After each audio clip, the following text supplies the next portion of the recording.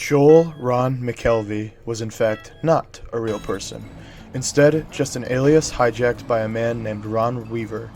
The 30-year-old man would lie and trick his way onto the University of Texas football team, eventually even earning himself a full-ride scholarship, living the dream many fail to maintain. In this video, we are going to take a look into how this crazy situation even happened. Ron started his actual career at Monterey Peninsula Community College. The year was 1984, and Ron was trying to earn a scholarship to the big stage. Everyone has the dream of going to Division I, the highest level of college football, to play the televised game in front of thousands of fans, win national championships, and earn a shot at the big leagues. But Ron would not play Division I football. Instead, he would end up at Sacramento State, which at the time was Division II. He would play the 1989 season, so that meant his NCAA eligibility was completely used up by 1989. For many players, this is the end. Most will hang up the cleats and never step back on the gridiron ever again, but Ron was determined. He tried out for the British Columbia Lions of the Canadian Football League. He would also try out for the Houston Oilers, unfortunately not sticking with either team. His entire plan would be forged on a limb, not meticulously planned by somebody wanting to scam their way for any nefarious intent. Instead, this was just a man who wanted to play football again. Over beers one night, Ron would propose the idea to McKelvey. McKelvey was one of his friends. McKelvey seemingly didn't take it seriously, being quoted as saying, "Go ahead," while laughing, but that's all Ron needed. Using McKelvey's name and social security number, he would introduce himself to the head football coach of Pierce College, Bill Norton, saying he was looking at JUCO schools and just wanted a shot. He used the excuse that after high school he had to work to support his family, and now he is ready to go back and get his degree while playing football. The plan went off without a hitch, and after a quick workout, the coaches agreed to let him play football, and they helped him get enrolled in the college. The entire plan was off to an even better start than he could have imagined.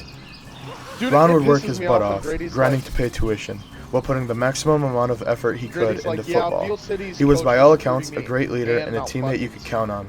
Coach Norton would even say, you could give Ron an $100 bill, send him to the store for a penny piece of bubble gum, and he'd come right back with the gum and the $99.99 change.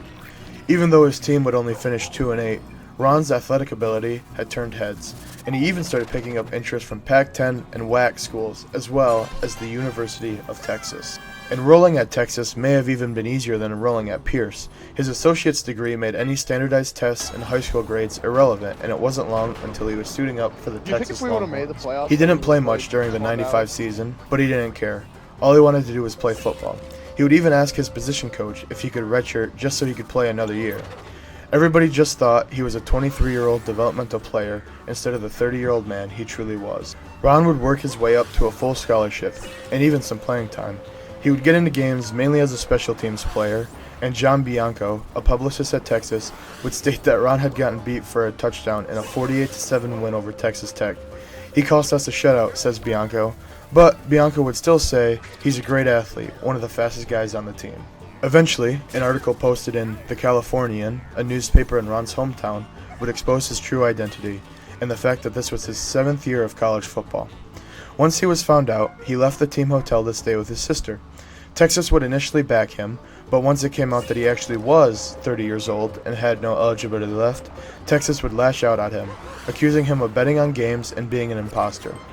Other players on the team would say that they were really disheartened about him being a phony, and they felt like they had been betrayed. The NCAA did not punish Texas, as the scam was Ron's and not theirs. They were in no danger of having to forfeit games, partly because he had no real impact in them, and Texas prosecutors did not press charges against him, and everything would eventually fade. If you were to stop to talk to Ron on the street today, he will still tell you he misses football and wishes he was still playing. But what do you think? Did he deserve to be punished?